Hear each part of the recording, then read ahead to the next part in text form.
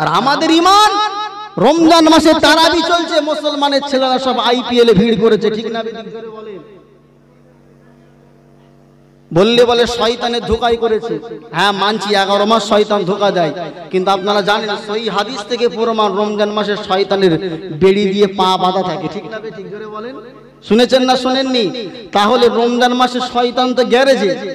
তাহলে এই যে মুসলমান ছেলেগুলো আইপিএল এর জুয়া খেলেছে কি এখনো খেলছে, কোটি কোটি টাকা আল্লাহর কসম করে বলছি তসরুফ করে ফেলছে মুসলিম ঘর, মুসলিম সমাজ শেষ হয়ে গেল এই আইপিএল এর মতো একটা জঘন্য খেলাকে কেন্দ্র করে।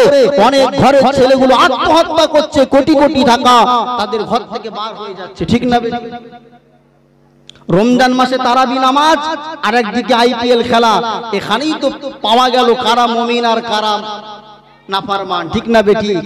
একদিকে জান্নাতের আহ্বান, কোরআনের তেলাওয়াত চলছে মসজিদে, যে কোরআন আমার আল্লাহ পাক জান্নাতের ভিতরে রহমান তেলাওয়াত করে জান্নাতীদেরকে শোনাবেন, একবার জোরে বলুন না সুবহান। যে কোরআন আল্লাহর কথা, যে কোরআনের ভিতরে কোনো ভুল নাই, যে কোরআন তেলাওয়াত করলে হরফে হরফে নেকি হয়, যে কোরআন তেলাওয়াত করলে আল্লাহ পাক রব্বুল আলামিন বান্দার রুজি বাড়িয়ে দেন, সেই কোরআনের তেলাওয়াত চলছে মসজিদে। আর একদিকে এই মুসলমান সমাজের ছেলেগুলো কোরআনকে বুড়ো আঙুল দেখিয়ে, তারাবি নামাজকে বুড়ো আঙুল দেখিয়ে আইপিএল এর মতো জঘন্য নগণ্য একটা হারাম কাজ, যেটা দেখলে ঈমানের শক্তি কমে যায়, যেটা দেখলে ঈমান নষ্ট হয়ে যায়, এইরকম একটা হারাম কাজের ভিতরে লিপ্ত। তাহলে বলেন এই তো আমাদের ঈমানের পাওয়া, ঠিক না বেঠিক? শয়তান তো দড়ি দিয়ে বাঁধা, তাহলে এরা যারা গেছে কারা? হ্যাঁ বলছে স্যার আপনি গ্যারেজে থাকুন, আমরা 1 মাস কাজ চালিয়ে দিচ্ছি, ঠিক না বেঠিক বলেন? আর ধোঁকা দেওয়া লাগে না। তারপরেও একটা কথা বলে রাখি শোনেন, শয়তানকে আমরা যারা দোষ দিই যে শয়তানের ধোঁকায় পড়ে কাজ করছি, কিয়ামতের দিবসে শয়তানকে হাজির করা হবে, বলবে আল্লাহ যারা আমার দোষ দিচ্ছে একটা আমাকে দেখেছে, যারা আমাকে দোষ দিচ্ছে যে আমার ধোঁকায় পড়েছে, কেউ আমাকে দেখেছে কি? তারপরেও মানলাম যে হ্যাঁ শয়তানের অসওয়াসায় আমরা করে ফেলি, কিন্তু রমজান মাসে তো ধোঁকা টোকা দিতে পারে না, তারপরেও চলে গেছে। তার মানে এত খাওয়ানো খাইয়ে রেখেছে 11 মাস, ওই 1 মাস যদি মিস্টার মানে আমাদের জজ সাহেব নাও থাকে তো চালাবালারা চালিয়ে দেবে, 1 মাস চালিয়ে দিয়ে হয়েছে। বাস্তব ঠিক না বলেন? তাহলে যদি আপনাকে দড়িতে বেঁধে বলা হয় যে তুমি নামাজ পড়ো না, ও তো আর দেরি হবে না, এমনি কিছু না বলে জান্নাতের কথা শুনিয়ে তাও মানুষ নামাজে আসে না। আর যদি দড়ি দিয়ে বেঁধে মারা হয়, নামাজে গেলে হাত পা ভেঙে দেবো, ও আর 1 মাস ঘর থেকে বার হবে না, দরজায় চিটকুনি দিয়ে খাওয়া হোক না ঘরের ভিতরে বসে থাকবে, ঠিক না বেঠিক? এই তো আমাদের ঈমান। কিন্তু ঈমান এমন আনলে কিন্তু হবে না। আমি মানছি সেটা ছিল স্বর্ণের যুগ, আল্লাহ রসুলের সাহাবায়ে কেরামদের ঈমান ছিল অনেক শক্তি, কিন্তু তারা তো ফারিস্তা ছিল না, তারাও তো মানুষ ছিল, তারা পেটে খাবার ছিল না, তারপর তাদের কথার দাম ছিল, ঈমানি শক্তি ছিল। আমরা যদি 100 না পারি অন্তত 80 তো পারবো, ঠিক না বেটি? জোরে বলছেন না কেন? চাষবাসের ক্ষেত্রে প্রতিযোগিতা করতে পারি, যে আমার মেজো ভাই যদি প্রত্যেক হাটে 5 মণ করে পটল তুলতে পারে, তাহলে আমার কেন হবে না? একটু ভালো করে সার লাগার চেষ্টা কর, মেহনত কর, সেখানে ঠিক প্রতিযোগিতা চলছে। আর একটা লোক নামাজ পড়তে যাচ্ছে, সেটা থেকে প্রতিযোগিতা হয় না? যে আমার চাচা 5 ওয়াক্ত পড়ছে, আমি ওর থেকে তাহাজ্জুদটা চুপি বেশি করে পড়ে ফেলবো, আমি আল্লাহর বেশি কাছে যাব, এইসব নিয়ে প্রতিযোগিতা নেই। প্রতিযোগিতা চলছে কিসের? গাড়ির। ভাই একটা গাড়ি কিনেছে, আমি 2টো কিনবো। ভাই একটা 4 চাকা কিনেছে, আমি ফুল পাঞ্জাব লরি কিনবো। 1 তলা করেছে 5 তলা করবে, এইসব প্রতিযোগিতা চলছে বাবজি আমার। দুনিয়া জমিনটা খেল তামাশার জায়গা। আমাল হায়াতুদ দুনিয়া ইল্লা মাতাউল গুরুর। দুনিয়াকে আপনি যত চাইবেন দুনিয়া পাবেন, আখিরাত নষ্ট হয়ে যাবে। তাই বলে দুনিয়া ছেড়ে দিয়ে জঙ্গলে গিয়ে আপনাকে জিকির করতে হবে না, দুনিয়া করুন। ছোট হুজুর পীর কেবলা, আমি ওনাকে দেখিনি, একটা ওয়াজ শুনেছি, উনি বলছেন বাবারা সমুদ্রের উপর জাহাজ ততক্ষণ টিকে থাকে যতক্ষণ ওই জাহাজের বা নৌকার ভিতরে পানি পৌঁছে না যায়। যদি ওই নৌকার ভিতরে জাহাজের ভিতরে পানি চলে যায় আর কিন্তু জাহাজটা থাকবে, জোরে বলেন, ডুবে যাবে। তাই দুনিয়া তোমরা করো, দুনিয়ার উপরে করো, দুনিয়া যেন তোমাদের ভিতরে ঢুকে না যায়। দুনিয়া যদি ঢুকে যায়, যেমন জাহাজে পানি গেলে পানিতে জাহাজ ডুবি হয়ে যায়, কারোর ভিতরে যদি দুনিয়াটা ঢুকে যায়, দুনিয়ার মায় দুনিয়ার মোহে পড়ে সেই লোকটা বরবাদ হয়ে যাবে। কি সুন্দর কথা, জোরে বলবেন না? কি সুন্দর তানাদের যুক্তি দেখেন। জি আপনি দুনিয়া করুন, আপনার বিবি আছে, সংসার করা লাগবে, খাদ্য তুলে দিতে হবে না, কিন্তু তাই বলে নামাজ ছেড়ে দিয়ে নামাজের কথা বললেই বলে আমি খুব বিজি, অথচ সেই দেখবেন 2 ঘন্টা ধরে ফেসবুক চালাবে, একবারও বিরক্তি বোধ হবে না। একটা হিন্দি সিনেমা চালিয়ে দেন, দাঁড়াতে পারছে না কো, বলছে একটু বন্ধ রেখে দে, আমি একটু পিশাব করে আসি, যেন সিন যেন মিস না হয়। আর তারাবির নামাজে খতম তারাবি পড়তে গিয়ে যদি 10 মিনিট লেট হয়, এই ইমাম ভালো না, কেন দোষ, এত লেট করলে হয় নাকি? তো ভালো জিনিস নিয়ে এখন দুনিয়া চলছে 4G আর 2Gর মতো, এত স্লো পড়ছে হয়। নামাজে গেলে তাড়াহুড়ো, মসজিদের ভিতরে থাকতে চাই না। আর সিনেমা দেখতে গেলে, IPL দেখতে গেলে ঘন্টা কি ঘন্টা পার হয়ে যাচ্ছে, চোখ একবার সরাই না, বুঝে নিতে হবে আল্লাহ দিনের প্রতি তার মায়া নাই। আব্বাজান আমি আপনাকে শোনাচ্ছিলাম, ইমানদার আমাকে আপনাকে দুনিয়া জমিনে কিন্তু তৈরি হতে হয়। মুসলমান আল্লাহ করে পাঠায়, মুসলমান আল্লাহ প্রত্যেককে করে পাঠিয়েছে, কিন্তু ইমানদার নামক বডিটা আমার আপনার শরীরে লাগাতে হবে। যা তা কিন্তু শরীরে বডি লাগালে হবে না। যদি কমজোরি বডি লাগিয়ে রাস্তাতে ওঠেন, অন্য গাড়ি ধাক্কাতে ভেঙে চুরমার হয়ে যাবে। ইমানটা লাগাতে হবে, বডিটা লাগাতে হবে। হযরতে সুমাইয়া, হযরতে আম্মারের মতো ইমান, হযরতে আম্মারের মতো বডি। এ নওজওয়ানেরা, তরুণেরা, এ রাসূলের আশিকেরা, শুধু হযরতে আম্মারের কথা কেন বলবো? আল্লাহ রাসূলের সাহাবী হযরতে সাদ ইবনে আবি ওয়াক্কাস রাদিয়াল্লাহু তাআলা আনহু, আল্লাহ নবীর একজন জলিলুল কদর সাহাবী হযরতে হযরতে সাদ ইবনে আবি ওয়াক্কাস রাদিয়াল্লাহু তাআলা আনহু কোন একটা যুদ্ধের ময়দান থেকে ফিরবার সময় মুসলমান সেনাবাহিনী নিয়ে যখন বাড়ির দিকে রওনা দিয়েছেন, প্রতিমধ্যে যখন সন্ধ্যা হব ভাব হয়ে গেছে, আল্লাহ রাসূলের সাহাবী হযরতে সাদ ইবনে আবি ওয়াক্কাস তৎসহ যত সাহাবায়ে কেরামরা ছিলেন প্রত্যেকেই রাস্তা হারিয়ে ফেলেছেন। এমন সময় একটা খ্রিস্টানদের দলের সঙ্গে দেখা হয়ে গেল। হে খ্রিস্টান দলেরা, আমরা মুসলমানেরা রাস্তা হারিয়ে ফেলেছি, আমাদের সঠিক রাস্তা কি তোমরা বলে দিতে পারো? ওই সময়রা খ্রিস্টানরা নিজেদের ভিতরে একটা মিটিং করে, আলোচনা করে, নিজেদের ভিতরে একটা বলাবলি করে নিল, আজকাল আর মুসলমানদেরকে আমরা যুদ্ধ করে জব্দ করতে পারছি না, তাই মুসলমানদেরকে যদি পরাজয় করতে হয়, এদেরকে যদি ধ্বংস করতে হয়, তাহলে মানুষ দিয়ে করা যাবে না, এদেরকে বাঘ ভাল্লুকের খাদ্য বানিয়ে দিতে হবে। সেই সময় খ্রিস্টান দলেরা আল্লাহ রাসূলের ওই সাহাবা দল দিওকে, আল্লাহ রাসূলের ওই সাহাবায়ে কেরাম দিওকে আফ্রিকা জঙ্গলের দিকে রাস্তা দেখিয়ে দিল। হে মুসলমানেরা, তোমরা যদি এই রাস্তা ধরে হেঁটে হেঁটে যাও, কিছু দূর গিয়ে একটা সুন্দর ফুলের বাগান দেখতে পাবে, সেই জায়গাতে তোমরা রাত্রি যাপন করতে পারবে। আল্লাহ রাসূলের সাহাবায়ে কেরামেরা খ্রিস্টানদের কথা মতো আগাতে লাগলেন।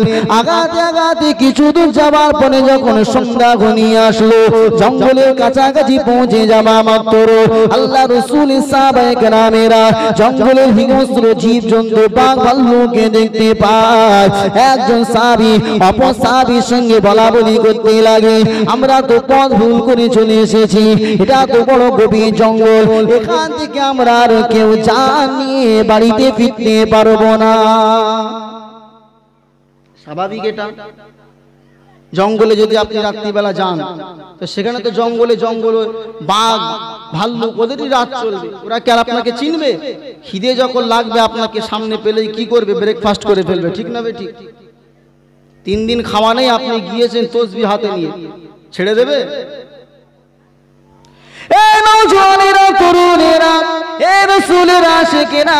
এটা কিন্তু কোন কিতাবের বানানো ঘটনা নয়, এটা আল্লাহ রাসূলের সাহাবায়ে কেরামদের একেবারে হাদিস শরীফ থেকে ঘটনা আপনাকে শোনাচ্ছি। কি ঈমানি জজবা, কি ঈমানি পাওয়ার। এমন কথাটা চলতে চলতে হযরতে সাদ ইবনে আবি ওয়াক্কাসের কানে যখন পৌঁছে গেল, কেননা ওই যে সাহাবায়ে কেরামদের দল ছিল, ওই দলের ভিতরে আবার নেতৃত্ব যিনি দিচ্ছিলেন, ওই সাহাবীর নাম হলো হযরতে সাদ ইবনে আবি আবি ওয়াক্কাস, হে রাসূলের আশিকেরা, হযরত সাদ ইবনে আবি ওয়াক্কাস বলল, হে রাসূলের সাহাবারা, ভয় পাওয়ার কোনো বিষয় নাই। একবার জোরে বলুন, একটু জোরে হবে না সুবহানাল্লাহ? কিসের ভয়? যাও জঙ্গলের ভিতরে গিয়ে আমি সাহাদ আমার জন্য একটা স্টেজ তৈরি করো। এইরকম স্টেজ তৈরি করা হলো জঙ্গলের ভিতরে। সাহাবায়ে কেরামরা প্রাথমিক অবস্থায় ভাবছিলেন হযরত সাদ ইবনে আবি ওয়াক্কাস হয়তো আমাদের উদ্দেশ্যে কিছু মানে মনে সাহস জোগানোর জন্য কোনো বক্তব্য রাখবেন না। স্টেজ যখন তৈরি করা হয়ে যায়, হযরত সাদ ইবনে আবি ওয়াক্কাস রাদিয়াল্লাহু তাআলা আনহু ওই স্টেজের উপরে উঠে জঙ্গলের বাঘ আর ভাল্লুককে উদ্দেশ্য করে বলল, এই জঙ্গলের হিংস্র বাঘ আর ভাল্লুকেরা, আমরা কিন্তু দুনিয়ার জমিনে কোনো সাধারণ মানুষ নয়। নাহানু আসহাবু মুহাম্মাদিন সাল্লাল্লাহু আলাইহি ওয়াসাল্লাম, আমরা কিন্তু আখিরি জামানার নবী জনাবে মুহাম্মদুর রাসূলুল্লাহ সাল্লাল্লাহু আলাইহি ওয়াসাল্লামের সাহাবা। এই জঙ্গলের হিংস্র বাঘ আর ভাল্লুকেরা, আমি সাথ তোমাদেরকে জানিয়ে দিলাম, আমরা যে এলাকাটায় যে এরিয়াটায় আমরা থাকবো, 1 মিনিটের ভিতরে তোমরা আমাদের এই থাকার জায়গাটাকে সাফ করে দাও। যদি আমাদের জায়গাটাকে সাফ করে না দাও, তাহলে কিন্তু তোমাদের কিন্তু আমরা ঠিক রাখবো না, তোমাদের কিন্তু মহা বিপদ নেমে আসবে। হে রাসূলের আশিকেরা, জঙ্গলের হিংস্র বাঘ আর ভাল্লুককে ভয় না পেয়ে হযরত সাদ ইবনে আবি ওয়াক্কাস বললেন, হে জঙ্গলের হিংস্র জীব জন্তুরা, আমাদের এরিয়া ছেড়ে তোমরা পালিয়ে যাও। জোরে বলুন সুবহানাল্লাহ। আল্লাহ রাসূলের সাহাবায়ে কেরামরা বর্ণনা করলেন, হযরত সাদ ইবনে আবি ওয়াক্কাস যখনই জঙ্গলের হিংস্র বাঘ জন্তুগুলোকে উদ্দেশ্য করে বললেন, নাহানু আসহাবু মুহাম্মাদিন সাল্লাল্লাহু আলাইহি ওয়াসাল্লাম, আমরা হলাম আল্লাহ রাসূলের সাহাবা, সঙ্গে সঙ্গে জঙ্গলের হিংস্র বাঘ ভাল্লুকগুলো আল্লাহ রাসূলের সাহাবায়ে কেরামদের জায়গাটা ছেড়ে দিয়ে গভীর জঙ্গলের দিকে রওনা দিয়ে দেয়। আর জোরে বলুন সুবহানাল্লাহ। এ রাসূলের আশিকেরা, এই যে সাহাবায়ে কেরামের দলটা জঙ্গলে পৌঁছে গেছে, এই দলের ভিতরে একজন সাহাবী যার নাম হলো হযরত সাফিনা রাদিয়াল্লাহু তাআলা আনহু। এই সাহাবী কিন্তু অন্যান্য সাহাবীদের আসবাবপত্র মালগুলো কাঁধে বহন করে তিনি একটু পিছনে থেকে গেলেন।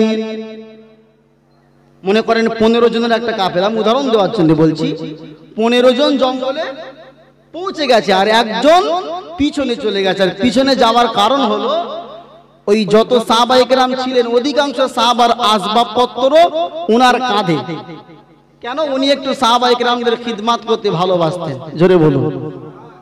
তিনি সাহাবী নিজে, তারপরেও দেখেন নিজে সাহাবী হয়ে আরো মর্যাদা আল্লাহর নৈকট্য হাসিল করবার জন্য নিজে সাহাবী হয়ে অপর সাহাবীর মাল বহন করছে, যাতে করে আল্লাহর কাছে মর্যাদাটা একটু বেশি হয়। একবার জোরে বলুন। আপনি মনে ভাববেন না যে আল্লাহ রাসূলের সাহাবারা জাতা মানুষ। আল্লাহর রাসূলের একজন সবচাইতে মানে নগণ্য যে সাহাবী, সবচাইতে নিম্ন যে সাহাবী, ওই সাহাবীর পায়ের ধুলা পৃথিবীর কোনো ওলি হবে না। একবার একটু আমার কথা বুঝতে পারেননি?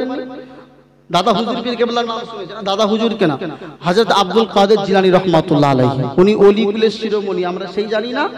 কিন্তু হযরত আব্দুল কাদের জিলানী বলছেন, আমি আব্দুল কাদের আমার সম্মানটা কি রকম জানো? যে আল্লাহ রাসূলের একজন সবচাইতে ছোট সাহাবী, সে যখন মরুভূমি এলাকায় ঘোড়ার পিঠের উপরে সওয়ার হয়ে দৌড়ে যায়, ওই ঘোড়ার পা থেকে যে ধুলা বালিগুলো ছড়িয়ে যায়, আমি আব্দুল কাদের তার যোগ্য না। একবার জোরে বলেন। যত বড়ই ওলি হোক, আল্লাহ রাসূলের একটা সাহাবার সমতুল্য সে হতে পারবে? হযরত সাফিনা, ইনার কিন্তু নাম সাফিনা নয়, ইনার একটা আলাদা নাম আছে। হযরত সাফিনা, ইনার নামটা হওয়ার কারণ হলো ইনি একদিন আল্লাহ রাসূলের অধিকাংশ সাহাবাদের মাল বহন করে আল্লাহর নবী বসে আছেন, উনি হেঁটে হেঁটে আসছে। আপনাদের অসুবিধা হচ্ছে না? অসুবিধা হচ্ছে না? আল্লাহর নবী বলছে, এই দেখো আমি তো জানি সাফিনা শব্দের মানে হলো জাহাজ। কি বলেন? জাহাজ, আরবি শব্দ এটা। জাহাজ পানিতে চলে, আর আমার সাফিনা আমি দেখছি মরুভূমিতে চলছে। একবার জোরে বলুন, একটু চিল্লে হবে না? মানে সাহাবাদের এত মাল উনি কাঁধে নিয়েছেন, আল্লাহর নবী বলছে দেখো আমার সাফিনা মরুভূমিতে হেঁটে বেড়াচ্ছে। একবার জোরে বলুন। ওই সাহাবীর নাম অন্য নাম। তিনি অন্যান্য সাহাবায়ে কেরামদেরকে জিজ্ঞাসা করলেন যে হে রাসূলের সাহাবারা, আমার সম্পর্কে নবীজি কি বললেন? বলছে নবীজি তোমাকে ঠাট্টা করে সাফিনা বলেছে। বলছে আমার আসল নাম তোমরা আজকে থেকে ভুলে যাও, আমার নবী আমাকে যেটা ভালোবেসে নাম দিয়েছে সেই নামটাই আমি গ্রহণ করলাম। একটু জোরে বলেন। আবু হুরায়রা একজন সাহাবী আছে, নাম শোনা আছে?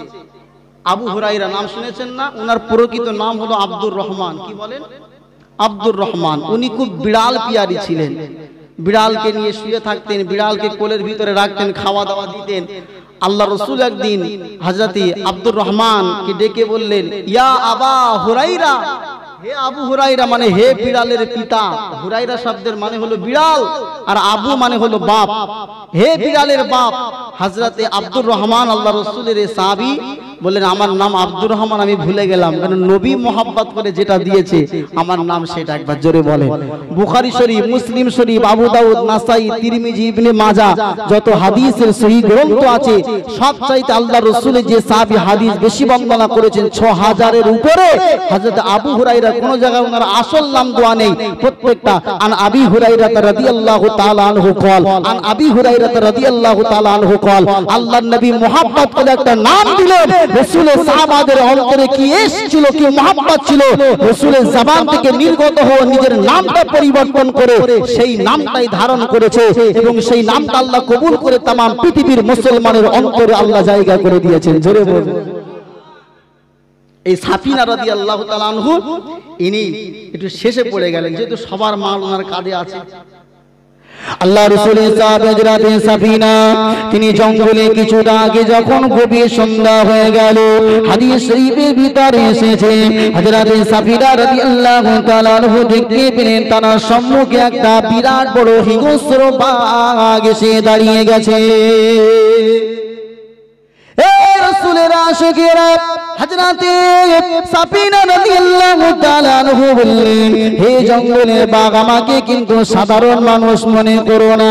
ইন্নী মিন আসহাবি মুহাম্মাদিন সাল্লাল্লাহু আলাইহি ওয়াসাল্লাম, আমি সাফিনা কিন্তু আল্লাহর রাসূলের সাহাবী। জোরে বলো সুবহানাল্লাহ। আল্লাহ রাসূলের এই কথাটা বলবার সাথে সাথে, বলবার সঙ্গে সঙ্গে বাঘটা নিজের লেজটা নাড়িয়ে হযরত সাফিনাকে বুঝিয়ে দিল, হে রাসূলের সাহাবী সাফিনা, তোমাকে ক্ষতি আমি করব না, জঙ্গল পর্যন্ত পৌঁছাতে তোমার যাতে কোনো অসুবিধা না হয় আমি সেই ব্যবস্থা করে দেব। ঈমান দেখেন, আমরা হলে ঝুলি কম্বল ছেড়ে বাঘ দিকে পালিয়ে আসতাম, আর রাসূলের সাহাবায়ে কেরামদের ঈমান, তারা জানে আমরা হকের পথে আছি, হক প্রতিষ্ঠা করার কারণে রয়েছি, আল্লাহর মাদাদ আমাদের উপরে আসবে। মাল্লাহুল মাওলা ফালাহুল কুল, যারা আল্লাহর হয়ে যায় দুনিয়ার সমস্ত সৃষ্টি জীব তাদের অনুগত হয়ে যায়। জোরে বলুন। এটা কি বানানো গল্প? হাদিস শরীফের ঘটনা। ঈমান দেখে, কিন্তু আমাদের একটু বিপদ আপদ আসলে আমরা আল্লাহ থেকে চলে আসি, সরে যাই। বাবাজি আমার, আল্লাহ পাক বলেছেন আমিনু কামা আমানান নাস, ঈমান লাও ওই সমস্ত মানুষদের মতো যে সমস্ত মানুষরা ঈমান এনে জান্নাতি হয়েছে। একবার জোরে বলুন, একটু মুহাব্বতে দরুদ আল্লাহুম্মা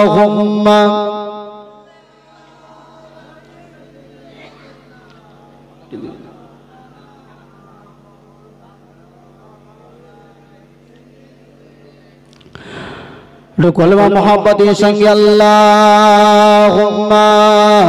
সাল্লি আলা, পাখা দিতে হবে না, এমনি একটু ভাষা একটু বসো, ওয়ালা আলি সাইয়্যিদিনা।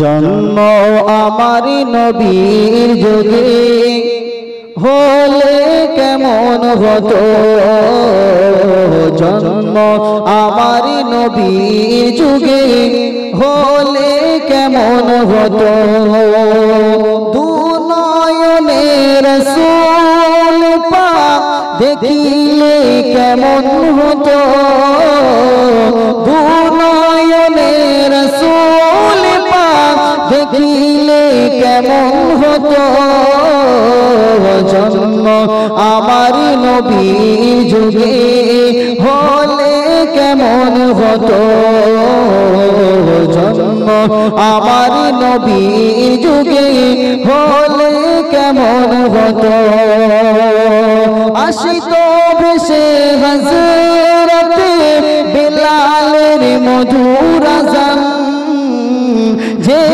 আযানে ছিল এমন প্রেম মুগ্ধ রহমান জোরে হবে না এটা আওয়াজ দিয়ে হবে না সুবহানাল্লাহ কেমন আসিত ভেসে হযরতে বেলালের মধুর আযান যে আযানে ছিল এমন প্রেম মুগ্ধ রহমান দয়ার নবীর পিছে নামাজ পড়লে কেমন হতো দয়ার নবীর পিছে নামাজ পড়লে কেমন হতো দু নয়নের রাসূল পাক দেখিলে কেমন হতো দু নয়নের রাসূল পাক দেখিলে কেমন হতো জন্ম আমার নবীর যুগে হলে কেমন হতো কেমন ছিল সেই দৃশ্য মদিনার দেখেছেন সব সাহাবী খেলিত শিশু হাসান হুসাইন সাথে দয়ার নবী আবু বকর ওমর উসমান আলীর সঙ্গী কেমন হতো আবু বকর ওমর উসমান আলীর সঙ্গী কেমন হতো দু নয়নে রাসূল পাক দেখিলে কেমন হতো দু নয়নে রাসূল পাক দেখিলে কেমন হতো জন্ম আমার নবীর যুগে হলে কেমন হতো জন্ম আমার নবীর যুগে হলে কেমন হতো আল্লাহুম্মা সাল্লি আলা সাইয়্যিদিনা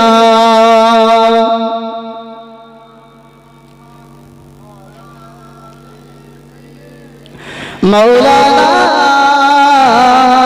মুহাম্মদ সাল্লাল্লাহু আলাইহি ওয়াসাল্লাম প্যারে হাজিরানে মজলিস আপনাদেরকে বলছিলাম যে ঈমানদার হতে হবে কাদের মতো সাহাবায়ে কেরামের মতো আমরা সকলে রাজি আছি ইনশাআল্লাহ এটা করতে গেলে আপনাকে কি করতে হবে অবশ্যই আপনি নামাজ পড়ুন ভালো কাজ করুন কিন্তু আপনার ভিতরে একটা পরিবর্তন আনা লাগবে আপনার ভিতরে কি খারাপি আছে এটা আপনি ভালো জানেন যে আমার ভিতরে এই খারাপিগুলো আছে আপনি দিনের শেষে যখন আপনার ব্যবসার একটা হিসাব করেন আপনার দৈনন্দিন কাজের একটা হিসাব করুন যে আজকে সারা দিনে এই কটা ভালো কাজ করেছি আর এই কটা খারাপ কাজ করেছি এই কটা ভালো কাজ এই কটা খারাপ কাজ করুন নিজেকে মূল্যায়ন করতে শিখুন যারা নিজেকে মূল্যায়ন করতে শিখে না তাদের কোনো মূল্য নাই বাবাজি আমার আমি বেশি রাত করব না আমি আলোচনার শেষের দিকে নিয়ে যাব ইনশাআল্লাহ আপনারা উঠে যাচ্ছেন কেন যাই হোক বাবাজিরা 11টা 11:30 আমি দোয়া করব ইনশাআল্লাহ আমি আপনাকে বলছিলাম আমিনু কামা আমানান নাস ঈমান আনো অন্যান্য মানুষরা যেমন ঈমান এনেছিল এই ঈমান থেকে আর একটা ব্যাখ্যা করা হয়েছে আমি এটা বলেই আমার আলোচনা শেষ করে দেব ইনশাআল্লাহ কেন রাত লম্বা হয়ে যাচ্ছে ফিরাউনের নাম শোনা আছে এটা বুখারীর riwayat বলছি বুখারী শরীফে হাদিসটা এসেছে ফিরাউনের একটা দাসী ছিল কি ছিল বলেন দাসী, ওই ফিরাউনের দাসীর ঈমানি কথাটা বুখারী শরীফের হাদিসে জায়গা পেয়েছে। একবার জোরে বলুন কেন, তার ঈমানি পাওয়ারটা কেমন ছিল। ফিরাউন সেই সময় দাবি করেছিল আনা রব্বুকুমুল আলা, আমি হলাম বড় খোদা। জোরে বলি নাউজুবিল্লাহ। একটু আস্তাগফিরুল্লাহ বললেন না? আল্লাহ তো একজনই, ঠিক না বেঠিক? আর ফিরাউন দাবি করছে আমি হলাম বড় খোদা, এই দাবি করেছিল। অনেক যারা কিপ্তি ছিল তারা ফিরাউনকে খোদা বলে মানতো, আর বনি ইসরাঈল অর্থাৎ মুসা নবী যারা মানতো তারা ফিরাউনকে আল্লাহ বলে মানতো না। এক তারিখের ঘটনা, ফিরাউনের মেয়ে ফিরাউনকে একদিন জিজ্ঞাসা করছে, বলছে আব্বা তোমার এই রাজত্ব চলাকালীন তোমার পিরিয়ডে তুমি ছাড়া কি আর কোনো মাবুদ আছে? বলছে না, আমি হলাম খোদা, আমি হলাম আল্লাহ, আর তো কেউ আল্লাহ নাই। মেয়ে বলছে কিন্তু আব্বা আমাদের বাড়ি একটা দাসী আছে, সে আমার আজকে মাথা চিরুনি দিয়ে আঁচড়ে দিচ্ছিল, দিতে দিতে হঠাৎ করে আমার মাথা আঁচড়াতে আঁচড়াতে চিরুনিটা জমিনে পড়ে গেছে। পড়ে যাওয়ার সময় সে চিরুনিটা হাতে করে তুলেছে, বলেছে বিসমিল্লাহ। বিসমিল্লাহ মানে আল্লাহর নামে। এখন আমি তাকে জিজ্ঞাসা করলাম মানিল্লাহ, আল্লাহকে? ফিরাউনের মেয়ে বলছে আমি দাসীকে জিজ্ঞাসা করলাম মানিল্লাহ, তুমি যে আল্লাহ বললে আল্লাহটা কে?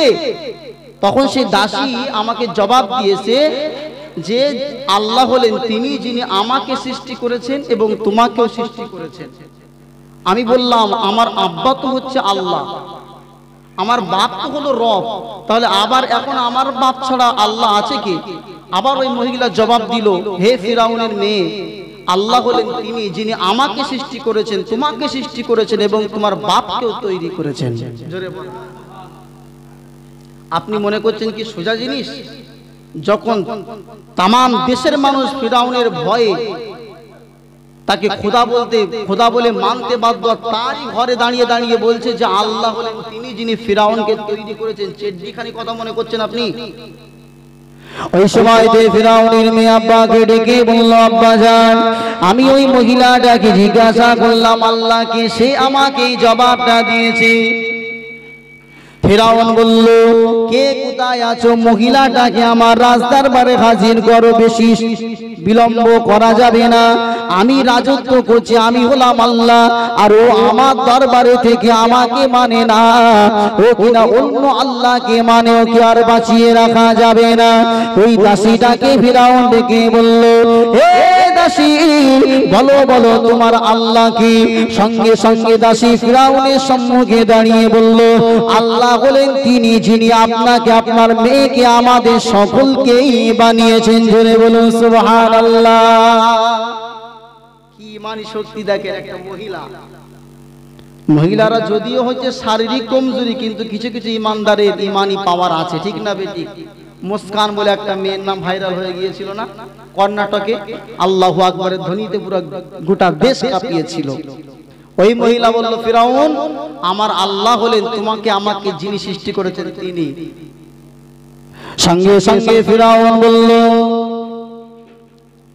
হে আমার লোক লস্করেরা, তোমরা কে কোথায় আছো? আমার রাজত্ব চলাকালীন আমাকে খোদা বলে মানবে না, আমার বাড়িতে থেকে খাওয়া দাওয়া করবে, আমার মানুষকে তো আমি বাঁচিয়ে রাখতে পারবো না। সঙ্গে সঙ্গে ওই মহিলাটাকে মৃত্যুদণ্ড দেওয়া হয়। মৃত্যুদণ্ড দেওয়ার আবার 3 রকম কারণ লেখা আছে, আমি একটু শর্টে মেন কথাটা আপনাকে বলি। ওই মহিলার আবার 3টে ছেলে ছিল, ছেলে 3টেকে ডাকা হলো, মাকে ডাকা হলো, বলল বল আল্লাহকে ছাড়বি কি না, নচেত তোদের একটাকেও বাঁচিয়ে রাখবো না। বলল ঈমান যখন করেছে আল্লাহর উপরে, ঈমান আর ছাড়বো না। একবার জোরে বলো। হাদিসে লেখা আছে 3 রকম রিওয়ায়াত পাওয়া যায়, যে এক রকম আগুন জ্বালানো হলো, আর একটা রিওয়ায়াত গরম তেল কড়াই টকবক করে ফুটছে, আর একটা রিওয়ায়াত হলো ফাঁসির কাণ্ড। যে কোনো একটা কারণ ধরে নেন যে মৃত্যুদণ্ড দেওয়া হবে। তবে ওই মহিলাকে মরার আগে জিজ্ঞাসা করা হয়েছিল, বলো তোমার কি কোনো শেষ ইচ্ছা আছে? আর তার আগে বলেনি, ওই মহিলাটার সম্মুখে ওই 3টে ছেলে যে ছিল মহিলার, ওটা জ্বলন্ত তেলের ভিতরে দিয়ে পুড়িয়ে মেরে ফেললো। মা কিন্তু দেখছে, তারপরে জিজ্ঞাসা করছে বলো আল্লাহ কি ছাড়বে কিনা? বলে আমি ছাড়বো না, জোরে বলে। ফেরাউন ওই সময় মহিলাকে ডেকে বলেছিল, ওরে দাসী তোমার জীবনের শেষ কি কোনো আশা আছে, ইচ্ছা আছে? ওই সময়তে মহিলাটা বলেছিল, ফিরাউন আমার জীবনের শেষ আশা হলো আমার ছেলেগুলোর হাড়গুলোকে নিয়ে যে কবরে কবরস্থ করবে, আমি মা আমার ওই হাড়গুলোকে আমার সন্তানের হাড়ের সঙ্গে কবরস্থ করে দিও। জোরে বলতে পারলেন না সুবহানাল্লাহ? আমার এটাই জীবনের শেষ আশা। মৃত্যুদণ্ড দিয়ে দেওয়া হলো। রাজ দরবারে ফিরাউন ফিরে এসে তার বিবি আসিয়াকে ডেকে বলল, হে বিবি আসিয়া, তুমি কি জানো একটা মহিলাটাকে আমি এক্ষুনি মৃত্যুদণ্ড দিয়ে এসেছি। হে বাদশা জাহান, আমি আসিয়া জানি মৃত্যুদণ্ড দিয়েছো। কেন দিয়েছি এটা কি জানো? হ্যাঁ আমি সেটাও জানি, আমি চুপি চুপি দেখেছি। ওই লোকটা আল্লাহ, ওই মহিলাটা আল্লাহকে ইমানি, আল্লাহর উপর ঈমান আনার কারণে ওই মহিলাটাকে ঈমান তুমি মৃত্যুদণ্ড দিয়েছো। ফিরাউন বলল, তুমিও কি আল্লাহকে চেনো নাকি? হে ফিরাউন, আমি শুধু আল্লাহকে চিনি এটা নয়, আমি ফিরাউন চুপি চুপি চুপি চুপি অনেক আগে আল্লাহর উপরে ঈমানটা এনেছি। আর জোরে বলে সুবহানাল্লাহ। ফিরাউন চিন্তা করলো, সেটা তো দাসী ছিল, পরের মেয়ে, কোনো ব্যাপার না, কিন্তু আমার নিজের বউ তো আমাকে খোদা বলে মানে না, আমাকে আল্লাহ বলে মানে না।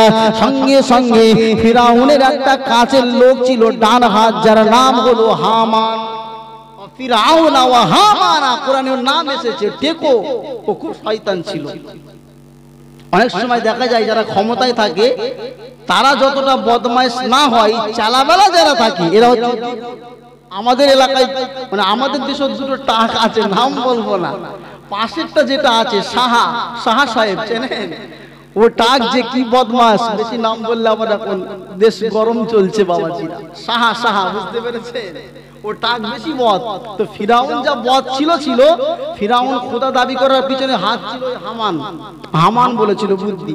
তো হামান বলছে, স্যার সর্বনাশ, আপনার বউ যদি আপনাকে আল্লাহ বলে মানে না, এটা যদি দেশের লোক জানে তাহলে আপনাকে আর কোনো দামই থাকবে না, যে ওর বই তো আল্লাহর বউ, আল্লাহকে আল্লাহ বলে মানছে না। নাউজুবিল্লাহ। দেশের মানুষ আর কি আল্লাহ বলে মানবে? কি করব? বলছে, স্যার আসিয়াকে আপনি মরুভূমিতে নিয়ে চলে যান, উত্তপ্ত বালির উপরে শুইয়ে দিয়ে ওর মুখটা সূর্যের উপরে করে দেন, দিয়ে বলেন যে আল্লাহকে ছাড়বে কিনা। বলছে তারপরে পরে স্টেপ হবে, আপনাকে নিয়ে যান। হাদিসের ভিতরে লেখা আছে, ফিরাউন হামানের কথাটা শোনার সঙ্গে সঙ্গে হযরতে আসিয়াকে ধরে মরুভূমির উত্তপ্ত বালুতে শুইয়ে দিল, সূর্যের দিকে মুখটা করে দিল। হে আসিয়া, বলো এবার আল্লাহকে ছাড়বে কিনা? আসিয়া বলল, জীবন চলে গেলেও আল্লাহকে ছাড়বো না। জোরে বলেন সুবহানাল্লাহ। আসিয়া যখন ঈমানই ছাড়ে না, আল্লাহকে ছাড়ে না, ফিরাউন হামানের কাছে গিয়ে বলল, হে হামান, আসিয়া তো আল্লাহকে ভোলে না। এবার হামান বুদ্ধি দিল, ফিরাউনের শরীরের উপরে পাথর দিয়ে আঘাত করো, পাথর চাপিয়ে দাও। পাথর চাপিয়ে দেওয়া হলো। আসিয়ার মুখ থেকে আর কথা বার হয় না, বিড়বিড় করে কি যেন বলছে। ফিরাউন কানটা নিয়ে আসিয়ার মুখের কাছে যখনই লাগিয়েছে, ফিরাউন ওই মুর্মুষ অবস্থায়, কঠিন অবস্থায় বিড়বিড় করে আমার আল্লাহ পাকের জিকিরে মশগুল রয়েছে। জোরে বলে সুবহানাল্লাহ, আর জোরে বলে সুবহানাল্লাহ। ফিরাউন সহ্য করতে পারে না, আবার তাকে পাথর দিয়ে জোরে জোরে আঘাত করে। আসিয়ার মুখটা আরো বন্ধ হয়ে যায়, কথা বার হয় না, আবার যেন জবানটা বিড়বিড় করে নড়ে। ফিরাউন যেন মনে করলো এই মনে হয় আল্লাহকে ছেড়ে দিয়েছে। ফিরাউন আবার যখন কানটা আসিয়ার মুখের কাছে লাগিয়েছে, ফিরাউন কানে শুনতে পেল আসিয়া আল্লাহ পাকের নামের জিকিরে মশগুল আছে। তরুণেরা কি ঈমান আল্লাহর প্রতি তাদের ছিল। সঙ্গে সঙ্গে ফিরাউন হামানকে ডেকে বলল, হে হামান, আসিয়াতে এখনো ঈমানটা ছাড়ে না। এবারে বলল, স্যার ওকে আর এইভাবে শাস্তি দিলে হবে না, একটা কাজ করুন, বেলেট নিয়ে ওর শরীরের চামড়াগুলোকে আপনি পুরো তুলে দেন। হযরতে আসিয়া শরীর থেকে বেলেট দিয়ে চামড়াগুলো চেঁচে তুলে দেওয়া হলো। হযরতে আসিয়া আর শরীরে রক্তগুলো জমিনে পড়ে মরে যায়, আসিয়া কথা বলবার ক্ষমতা নাই, এমন অবস্থায় জবান দিয়ে আমার আল্লাহর জিকির তিনি ছেড়ে দিলেন না। জোরে বলুন সুবহানাল্লাহ। ফিরাউনের দৃশ্যগুলো দেখে সহ্য করতে না পেরে একটা মোটা পাথর নিয়ে আসিয়াকে মারবার জন্য প্রস্তুত হয়ে গেল। হযরতে আসিয়া যেন মুখে একটু হাসি ফুটেছে। ফিরাউন তো মাথা খারাপ, এমনি কষ্ট দিচ্ছে, আল্লাহ ছাড়েন আবার হাসছে, রাগ হবে। ধরে বলেন, আপনার ছেলেকে আপনি দোষ করেছে, মারছেন, সে কান্নাকাটি না করে হাসছে, রাগ বাড়বে না? এত শাস্তি দিচ্ছে, হাসে কেন? বলে আসিয়া হাসছো কেন, হাসার কারণটা বলেন।